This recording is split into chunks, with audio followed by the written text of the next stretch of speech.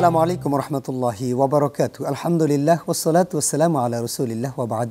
BRB নিবেদিত ইসলাম ও সুন্দর জীবন অনুষ্ঠান থেকে আপনাদের সকলকে স্বাগত জানাই, powered by BRB hospitals limited. প্রিয় দর্শক, চমকপ্রদ কিছু বিষয় নিয়ে আমরা এই অনুষ্ঠানে আলোচনা করে থাকি। পুরো মাস জুড়ে চ্যানেল 24 এর আয়োজন আমি আছি, পুরো মাস জুড়ে ডক্টর কুতুবউদ্দিন বখতিয়ার, আমার সাথে থাকেন দেশ বরণ্য কিছু ইসলামী স্কলারগণ।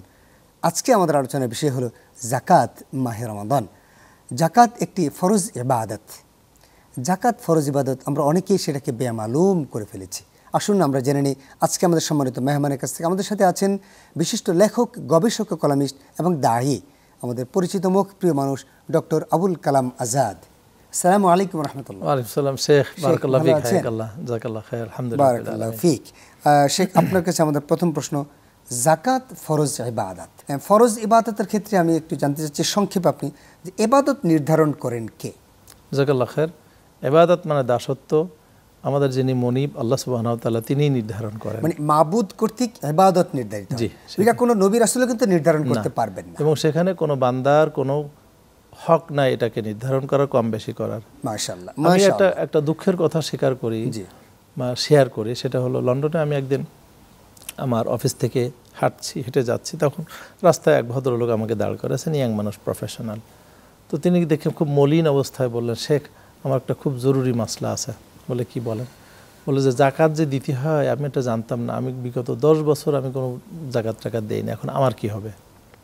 আমার বলার উদ্দেশ্য হলো এই যে আমাদের মুসলমান সমাজে অনেকেই আছেন, নারী পুরুষ, শিক্ষিত অশিক্ষিত, তাদের কাছে প্রচুর টাকা পয়সা আছে, স্বর্ণ আছে, কিন্তু জাকাত যে দিতে হয় এই কথাটা তারা আসলে কিন্তু জানেন না। অথচ আল্লাহ সুবহানাহু ওয়া তাআলা কি বললেন, সাইয়ুতাওয়াকুনা মা বাখিলু বিহি ইয়াউমাল কিয়ামাহ, যে যারা জাকাত দিবে না, এবং হাদিসে আছে যে একটা পয়সা জাকাত যদি কেউ না দেয় তাহলে সাইয়ুতাওয়াকুনা মা বাখিলু বিহি ইয়াউমাল কিয়ামাহ, মানে একটা বিষাক্ত সাপ তার গলা পেঁচায় ধরবে, গলা পেঁচায় ধরার পরে মাথার উপর সবল দিতে থাকবে, কামড় দিতে থাকবে, এবং হাদিসে আছে তার সবলের যে বিষ, সেই বিষের 1 ফোঁটা যদি দুনিয়াতে পড়তো তাহলে দুনিয়াটা তামা হয়ে যেত। 1 ফোঁটা, একটা পয়সা জাকাত যদি সে ইচ্ছা করে না দেয়। সুতরাং জাকাতের যে ফরজ এবং ম্যান্ডেটরি, যেটা দিতেই হবে, আমাদের সবাইকে খুবই কিন্তু কেয়ারফুলি জানতে হবে, এবং কখন কি পরিমাণ অর্থ সঞ্চিত থাকলে জাকাত দিতে হয় অল্প সময় তো আসলে আলোচনা করা যাবে না। তবে আমরা খুব কুইকলি যেটা বলতে পারি যে যখন কারোর কাছে নিজের প্রয়োজনীয় খরচ সব মেটানোর পরে 7.5 ভরি স্বর্ণ অথবা 595 ভরি রৌপ্যের মূল্যের যদি সম্পদ অতিরিক্ত থাকে এবং সেটা তার কাছে 1 বছর এই পরিমাণ অথবা তার চেয়ে বেশি থাকে, তাহলে 1 বছর পরে সবগুলোর হিসাব মিলায় 2.5% জাকাত দিতে হবে। তার মানে 100 টাকায় 2.5 টাকা। তার মানে আপনার জাকাত দিলে সম্পদ পবিত্র হয়। খুয মিন আমওয়ালিহিম সাদাকাতান তুতাহহিরুহুম ওয়া তুযাক্কিহিম। মাশাআল্লাহ, আপনি চমৎকার করে বলছেন যে আসলে জাকাত দিলে সম্পদ পবিত্র হয়। আর ওই 1 লাখ টাকার মধ্যে 2.5 টাকা কিন্তু এটা আপনার না, আপনার আমার না, এটা কিন্তু গরিবদের, মানে আমওয়ালিহিম হাক্কুল লিসাইলি ওয়াল মাহরুম। আল্লাহ বলে দিয়েছেন যে তোমার মালে অন্যের হক আছে। জি, এখন গরিবরা যদি খালি একবার চায়া বসে যে ধনীদের কাছে যে তোমার সম্পত্তি কিন্তু আমার হক আছে, ইসলাম বলছে, সুতরাং তুমি যেতে পারবা না তোমার আমাদের এই হকটা না দিয়ে, এবং শেখ দেখেন সেটা কিন্তু পারবে কিন্তু অবশ্যই। এবং দেখেন আল্লাহ কি বলেছেন, আকিমুস সালাহ ওয়া আতুজ যাকাহ, শব্দটা দেখেন, আতুজ যাকাহ, আদাউজ যাকাহ বলা হয়নি কিন্তু। এবং আতুটা আমি যখন এটা পড়ায় ব্যাখ্যা করে বলি, আতু যেমন লম্বা করে টান দিতে হয়, হাতটা ওরকম লম্বা করে দিয়ে আসতে হয়। মাশাআল্লাহ, খেয়াল করছেন, আমাকে দিয়ে আসতে হবে। এটা কিন্তু আপনার কাছে, আমাদের কাছে কেউ আসবে না, আমাকে গিয়ে দিয়ে আসতে হবে। সেটাই আপনি চমৎকার করে বলছেন। জাকাতকে সাদাকা বলা হয়েছে, ইন্নামাস সাদাকাতু লিল ফুকারা ওয়াল মুসাকিন ওয়াল আমিলিনা আলাইহা ওয়াল মুআল্লাফাতি কুলুব। এখানে জাকাতের বিশাল একটা লিস্ট বলা হয়েছে। আমরা লিস্ট নিয়ে আসতে চাই উস্তাদ, আপনার কাছে এই লিস্ট নিয়ে আসতে চাই, কাদেরকে আমরা জাকাত দিব, এবং ব্যবসায়িক জাকাত হিসেবে দোকানের জাকাত কিভাবে হয়, ক্যাশ টাকার জাকাত কিভাবে, আমরা সংক্ষেপে আপনার কাছে জানতে চাই ছোট্ট একটা বিরতির পর। প্রিয় দর্শক, আপনারা দেখছেন বিআরবি নিবেদিত ইসলাম ও সুন্দর জীবন অনুষ্ঠান, powered by BRB hospitals limited. ছোট্ট একটি বিরতির পর ফিরে আসছি। জাকাত সম্পর্কে জানতে হলে থাকুন আমাদের সাথে।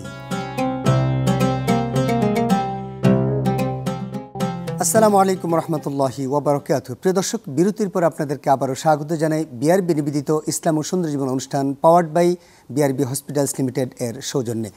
আমরা এই অনুষ্ঠানে আলোচনা করছিলাম আজকে জাকাত ফরজ ইবাদত। ওস্তাদ, আপনার কাছে আমরা জানতে চাচ্ছি দোকানের জাকাত। একজন দোকানদার, তার দোকানে ইলেকট্রনিক মালামাল আছে, সে কিভাবে জাকাত আদায় করে? এটা আমরা ব্যবসাকে সাধারণভাবে বলি। জি। ব্যবসাতে যে জিনিসটা হয় যে আমার কিছু স্টক থাকে, জি, আমার কিছু দেনা পাওনা থাকে, জি, মানে আমি পাবো আবার আমার কাছেও পাবে, হ্যাঁ, আর আমার কাছে ক্যাশ থাকে। তাহলে আমরা এইভাবে ধরি যে আমি কিছু মাল কিনেছি, এখনো পে করি নাই, জি, আমার স্টকে মাল আছে, তারপরে আমি মানুষের কাছে পাবো আর আমার কাছে ক্যাশ আছে। জি, ঠিক আছে। তো এখন যে কোনো দোকানদারকে আসলে ব্যবসায়ীকে একটা ওই লগ বুক রাখতে হয়, স্টক রেজিস্টার, যেটা রেখে তাকে দেখতে হবে যে ইন টোটাল তার যখন জাকাতের দিন আসবে। এবং এই কথাটা আমি বলতে চাই, সেটা হলো যে আমাদের প্রত্যেকে যেমন জন্ম তারিখ আছে, প্রত্যেকের কিন্তু জাকাতের তারিখ আছে, সেটা আরবি অনুযায়ী। সুতরাং ভাই বোনেরা, আপনারা এই জিনিসটা করবেন, আপনাদের জন্ম তারিখ যেরকম আপনারা লিখে রাখেন, ঠিক জাকাত তারিখটাও আপনারা লিখে রাখবেন। ঠিক ওই দিনের একটা হিসাব করতে হবে যে আমার আজকে টোটাল ব্যালেন্সটা কত। ব্যালেন্সটা করার পরে দেখতে হবে যে আমার এখানে অ্যাকচুয়াল কত সারপ্লাস আছে। সারপ্লাস বলতে আপনি যেটা ডিউ আছে সেটাকে বাদ দিতে হবে। আচ্ছা, ধরেন মানুষ যেটা পাবে, 10 লাখ টাকার মাল আছে দোকানে, আমার ক্যাশ আছে ধরেন 1 লাখ টাকা, আমার ডিউ আছে 5 লাখ টাকা, তাহলে 10 লাখ টাকার মাল আছে, 5 লাখ টাকার ডিউ আছে, 1 লাখ টাকা ক্যাশ আছে, তাহলে সেটা হিসাব করবে কিভাবে? এখানে ওই যে মনে করেন আমি যদি কোনো বাকি দিয়ে থাকি, 5 লাখ টাকার ডিউ আছে, কিন্তু পার্টিরা পাবে ওটা আউটস্ট্যান্ডিং, এটা দেনা আর কি, যে দেনা। তো এখন মনে করেন আপনার টোটাল মাল এবং ক্যাশ থেকে এবং আপনি যেটা পাবেন এই তিনটা থেকে ওটা বাদ দিতে হবে। 5 লাখ টাকা বাদ দিতে হবে। 5 টাকা বাদ দিয়ে তারপরে আপনার হিসাবটা করতে হবে বাকি টাকা। এবং সেটা কি 1 বছর থাকা শর্ত নাকি? এই একটা খুব ইন্টারেস্টিং বিষয়, সেটা হলো যে আপনি মনে করেন নবী কারীম সাল্লাল্লাহু আলাইহি ওয়াসাল্লাম যখন জাকাত হিসাব করতেন এবং জাকাত যারা উসুলকারী ছিলেন, আমিলিনা আলা জাকাত যেটা ছিল, তাদের কিন্তু বছরে একবার পাঠাতেন। আচ্ছা, খেয়াল করছেন? এটা একটা স্ট্রং হাদিস। তো যেহেতু তাদেরকে বছরে একবার পাঠাতেন এবং সেখানে চাষা ছিলেন, ব্যবসায়ী ছিলেন, সাধারণ মানুষ ছিলেন, তার মানে হলো যে এই সমস্ত হিসাব বছরে একবারই হবে। জি। কারণ হলো যে বিজনেসগুলো রানিং, আপনি যদি ওরকম আইটেমাইজ জাকাত দিতে চান তাহলে আপনাকে ডেইলি জাকাত দিতে হবে, কিন্তু জাকাত আসলে ডেইলি দিতে হয় না, এটা হলো বাৎসরিক। কেউ বলতে চেয়েছেন যে আসলে প্রত্যেকটা মাল আইটেমাইজ করে তারপর জাকাত দিতে হবে, বাট অধিকাংশ উলামায়ে কেরাম বলেছেন না, কারণ বছরান্তে জাকাত। এখানে আরেকটা উসুল এখানে আছে, মা জাআলা আলাইকুম ফিদ্দীনি মিন হারাজ, যে আল্লাহ তোমাদের দিনের ব্যাপারে এরকম কোনো কাম্বারসাম কোনো ডিফিকাল্টিস উনি করেন নাই। আপনি চিন্তা করেন তো, যদি এই জাকাতের মতো ট্যাক্সের মতো আইটেমাইজ জাকাত দিতে হতো তাহলে কি পরিমাণ হেডেক আমাদের হতো, এবং এটা হারাজের পর্যায়ে পড়ে যায় নিঃসন্দেহে।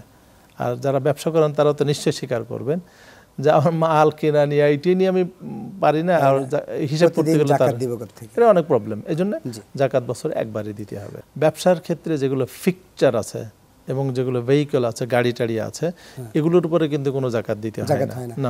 নিজে যে জিনিসটা যে ফ্ল্যাটে থাকে সেই ফ্ল্যাটের জাকাত দিতে হয় না। মনে করেন একজনের তার ফাইন্যান্স সেকশনে 20টা কম্পিউটার আছে, ওই কম্পিউটারের মূল্য নির্ধারণ করে তার উপরে কোনো জাকাত আসবে না, কারণ ওগুলো ব্যবসায়িক কাজে ব্যবহার হচ্ছে, যেটা ইকুইটি যেটা আছে, এই ইকুইটির উপরে আপনার জাকাত দিতে হবে। জাযাকাল্লাহ শেখ, আসলে আমাদের সময় এত অল্প যে আপনার কাছ থেকে আরো কিছু জানতে পারলে মনে হয় আমাদের দর্শকরা উপকৃত হতেন। এই জাকাত ফরজ ইবাদত সম্পর্কে আপনি ব্যবসায়ীদের কথাও বললেন, ব্যক্তিগত জাকাতের কথাও বললেন, সবাই যেন আমরা জাকাত দিতে পারি। জাযাকাল্লাহ শেখ। প্রিয় দর্শক, বিআরবি নিবেদিত ইসলাম ও সুন্দর জীবন অনুষ্ঠান powered by BRB hospitals limited আজ এ পর্যন্তই। আমরা চেষ্টা করেছি অল্প সময়ের মধ্যে জাকাত নিয়ে একটু আলোচনা করার। আসুন না, আমরা যারা ব্যবসায়ী আছি আমাদের ব্যবসায়িক জাকাতগুলো আমরা দিয়ে দিই, আর যদি পার্সোনাল জাকাত যাদের আছে আমরা ব্যক্তিগত জাকাতগুলি দিয়ে দেবো। মনে রাখতে হবে, আমি যদি আমাদের সম্পদটা আমাদের নিজের কাছে রাখি, জিম্মাদারি কিন্তু আমার। আর আমরা যদি জাকাত দেই, এটা আল্লাহর জিম্মায় চলে যায়। আপনার 97,500 টাকা আল্লাহর জিম্মায় রাখবেন না আপনি নিজের জিম্মায় রাখবেন? আমি আমার ব্যক্তিগত আমল থেকে বলতে পারি যে আমরা যখন জাকাত দিয়েছি আলহামদুলিল্লাহ আমাদের সম্পদগুলো তুসরুফ হয় না। আসুন না আমরা এই 1 লাখ টাকায় 2,500 টাকা জাকাত দিয়ে নিজের সম্পদটাকে, নিজের টাকাটাকে আল্লাহর জিম্মায় রেখে দিই। আল্লাহ আমাদেরকে তৌফিক দান করেন এই প্রত্যাশায়। আসসালামু আলাইকুম ওয়া রাহমাতুল্লাহি ওয়া বারাকাতুহু।